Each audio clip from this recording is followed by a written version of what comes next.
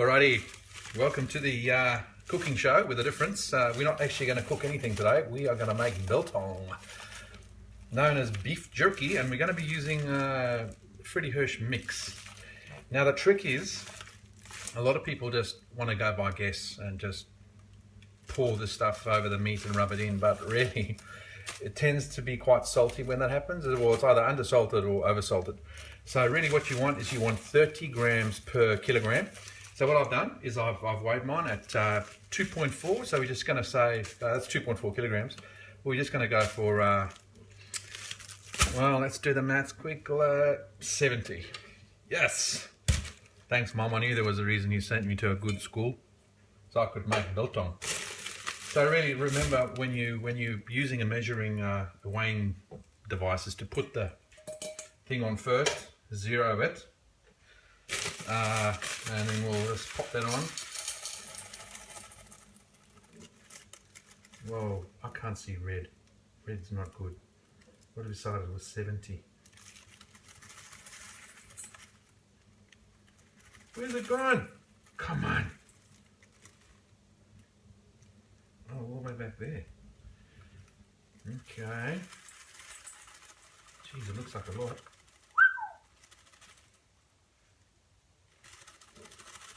Okay, so there we have it. Have our spice.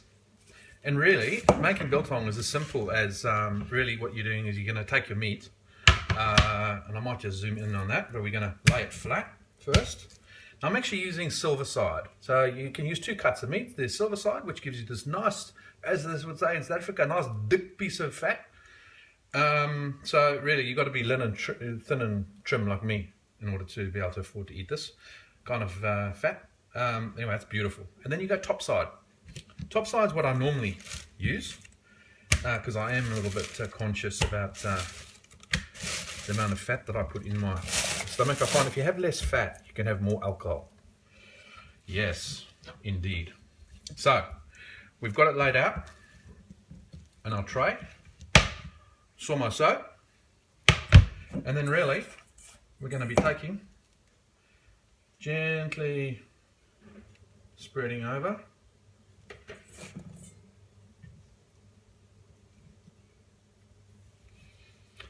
So the trick is, try and, keep an eye on the level of spice that you've got in the pot, because you don't want to put it all on one side and work out that, hey, I've got nothing left for the other side.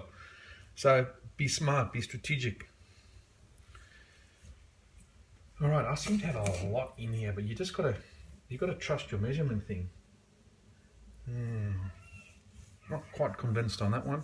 Anyway, so now we have it, and I'll just push that a little bit like that. There we have it. What video are you making? Now, what's got to happen? I'm making another unsuccessful video. There's my chirping in the background. People, before you have kids, just think about it, okay? Because they are a pain in the arse. I'm just hoping, like in the African culture, they go out there, make some money and put it back into the coffers.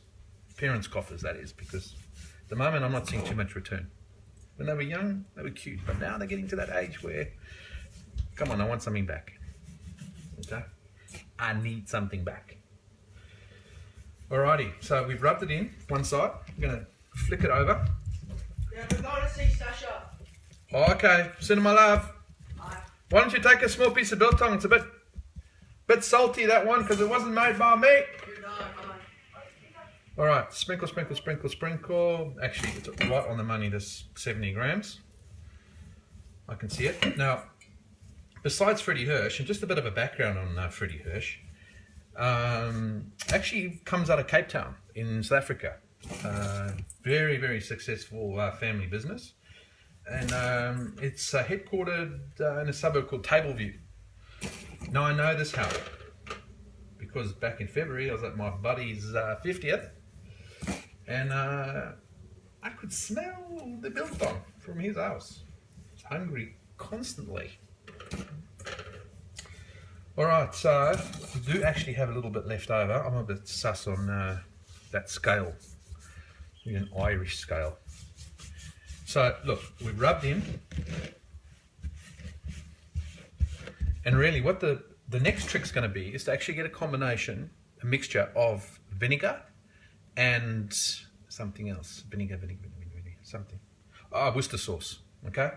Worcester sauce, and we're going to poof, flick it, rub it in, and that's just going to be final it. And we're going to soak it in the fridge for 2 days, turning once or twice.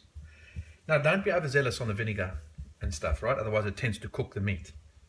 So we'll just go with a bit of a mixture here. So a bit of Lee Perkins, I think. You know, you got to go brand. If you're going to spend the money, you may as well use Lee Perkins. Now we have the Dregs brown vinegar, Woolworths home brand, because we were only going the best, weren't we? Unfortunately, that was the only vinegar left, and it didn't have a lid on. So here we're gonna drizzle, drizzle, drizzle, and we'll do a bit of a. One of the things, and I used to have, but my good wife keeps on tidying up after me. I used to have one of those little spray guns that you put water in, that you would, you know, shoot the dog with when he was a puppy, and he was trying to keep him in line. Please don't forward this to the RSPCA, anyone. I might be in deep trouble. So yeah, that kind of that'll give you an idea on the amount you need, right? You don't want to overzip it. Do not. So we're nearly at a completion stage here, but you've got to focus when you're doing it, because you can't actually remember which one you've done and which one you haven't. Well, when you got my memory anyway, this one I definitely haven't done. All right. Oh, I'm getting angry already. Okay, we are going to just use the last little bits of spice, because it did. Well, basically what happens if you underspice it, it actually can not dry, can go off a little bit. All right.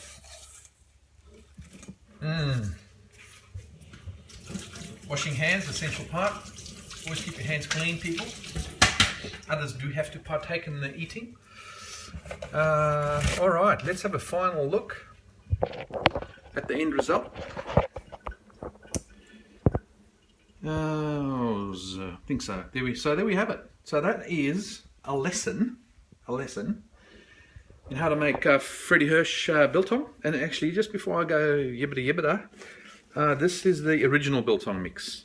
I find the best. I've tried virtually all of them, and this is definitely the best. So look, we're going to hang it, and I might just show you through hanging techniques when it gets to it. Yeah, cheers.